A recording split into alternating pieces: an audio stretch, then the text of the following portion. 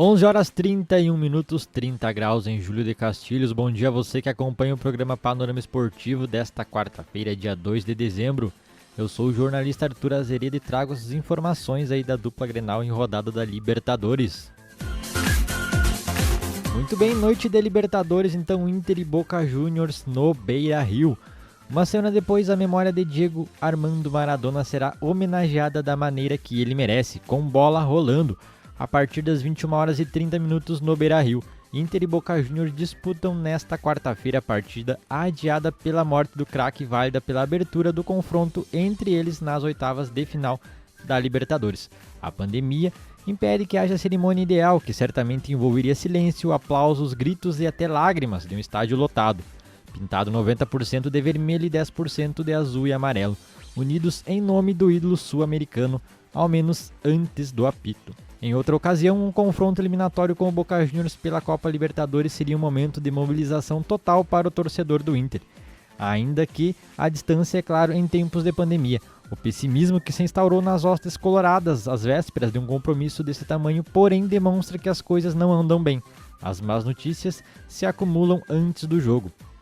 Questionado sobre os motivos da queda, o atacante, que não marca desde 3 de novembro, não escondeu que o time sentiu a saída de Eduardo Cudê, mas elogiou Abel Braga e lembrou que é preciso dar tempo para o novo técnico colocar suas ideias em prática e comentou Galhardo. Houve uma mudança que influenciou diretamente no nosso esquema e na minha forma de jogar. Isso é fato, mas a queda é de todo o time. Quando a gente estava ganhando e eu passava por um momento espetacular, todos nós ganhávamos. Quando o time empatar ou perder, vamos empatar ou perder todos nós, afirmou o atacante colorado.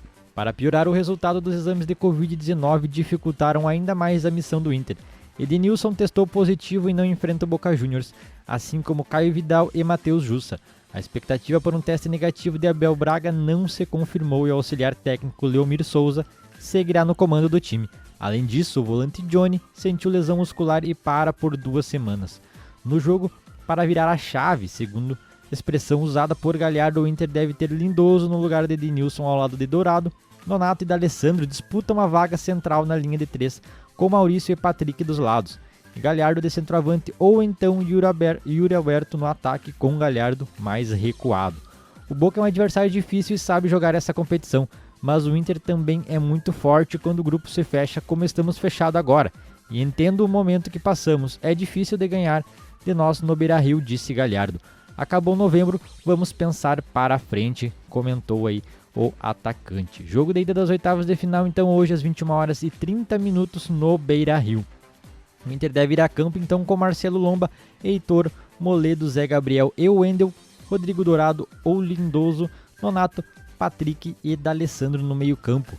Thiago Galhardo e Yuri Alberto no ataque. Isso aí mesmo, com transmissão aí da Rádio 14 de julho às 21 horas e 30 minutos.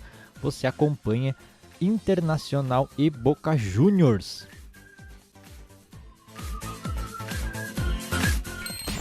Você está ouvindo Panorama Esportivo. E o Inter rescinde contrato de jovens da base envolvidos em um vídeo que sugere crime de abuso. O escândalo interrompeu a trajetória de 2 jogadores do time sub-20 do Inter. O clube anunciou a rescisão de contrato do atacante Matheus Monteiro e do lateral direito Luiz Vinícius, depois que Luiz postou um vídeo em que Matheus aparece sugerindo que drogou uma mulher em uma festa. Coloquei uma bala no copo dela e ela ficou daquele jeito, dizia Matheus no vídeo. Os dois foram chamados a prestar esclarecimento à polícia. O Inter não deu mais detalhes sobre o caso, apenas informou a rescisão dos vínculos. O advogado dos jovens defende que não existiu, que era uma história fictícia. Se o clube não se manifestou, mas oficialmente o centroavante Thiago Galhardo falou. Ele cometeu um erro, tem que pagar. Lamento porque é um grande jogador e tinha um futuro brilhante. Já treinou com a gente aqui, isso afeta a nossa profissão como atletas, o que queremos passar não é isso, disse o artilheiro do Inter sobre Matheus, que marcou 3 gols na Copa São Paulo deste ano. E o Racing elimina o Flamengo nos pênaltis e pode enfrentar o Inter. Flamengo e Racing entraram em campo na noite de terça-feira para disputar uma vaga nas quartas de final da Libertadores, no chuvoso Maracanã. Os times empataram em 1-1 no tempo normal e a partida foi para os pênaltis. O Racing levou a melhor nas cobranças e avançou à próxima fase. poderá ser o adversário do Inter se o Colorado superar o Boca Juniors. Com o resultado no jogo de ida foi 1-1, o Flamengo tinha apenas de garantir um empate sem gols para passar de fase, devido ao gol fora de casa, mas em lance infeliz Rodrigo Caio acabou levando o segundo cartão amarelo e foi expulso. Na jogada seguinte, Sigali aproveitou o vacilo da defesa rubro-negra e não titubeou. Porém, nos acréscimos, William Arão subiu mais que todo mundo após escanteio e igualou o placar. Só que o volante perdeu a cobrança decisiva que acabou sendo determinante pela eliminação dos cariocas. Racing agora espera então um confronto de Inter ou Boca para decidir o seu adversário nas quartas de final da Libertadores. O Santos perde para a LDU na Vila Belmiro, mas avança às quartas de final da Libertadores. O Santos sofreu mais do que precisava, mas está classificado para as quartas de final da Copa.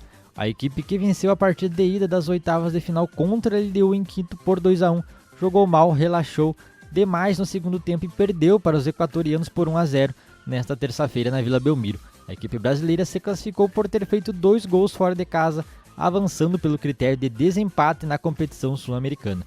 Com o resultado, o Santos perdeu a invencibilidade no torneio e entra em estado de atenção para os próximos jogos na temporada. Agora o time do técnico Cuca, que não ficou no banco de reserva por causa do protocolo sanitário da Conmebol em relação ao novo coronavírus, o time foi comandado pelo seu irmão, auxiliar Cuquinha, aguarda o vencedor do confronto entre Grêmio e Paraguai e o paraguaio Guarani.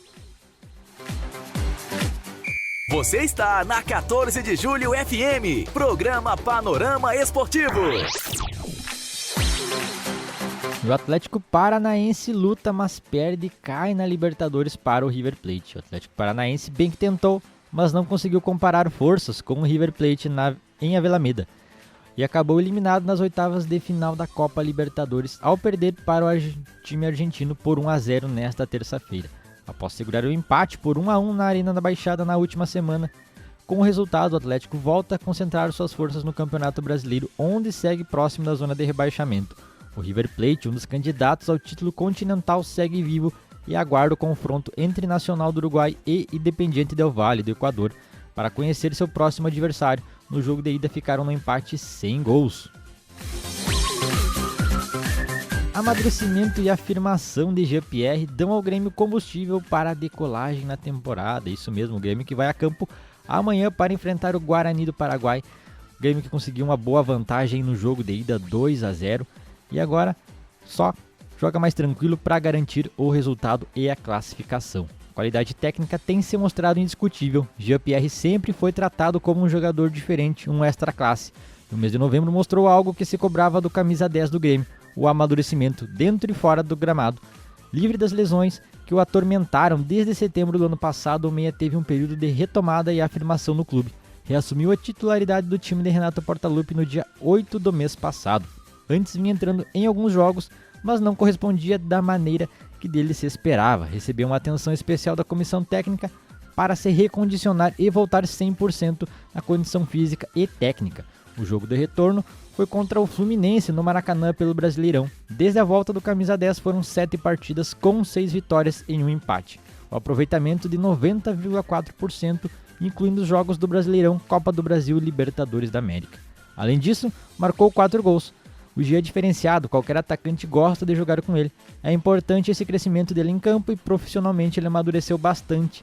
Tenho falado com ele quase que diariamente, comentou o Renato Portaluppi. Nos últimos meses, Gia amadureceu, esperamos que ele continue nesse ritmo porque ele é importante para o time. É um jogador que pode ser vendido para a Europa, chegar à seleção brasileira, só depende dele, complementou o treinador. O camisa 10 tem contrato com o Grêmio até 2023. Amanhã, então, o Tricolor enfrenta o Guarani na Arena no jogo de volta das oitavas de final da Libertadores da América. A novidade da equipe deve ser o retorno do argentino Kahneman.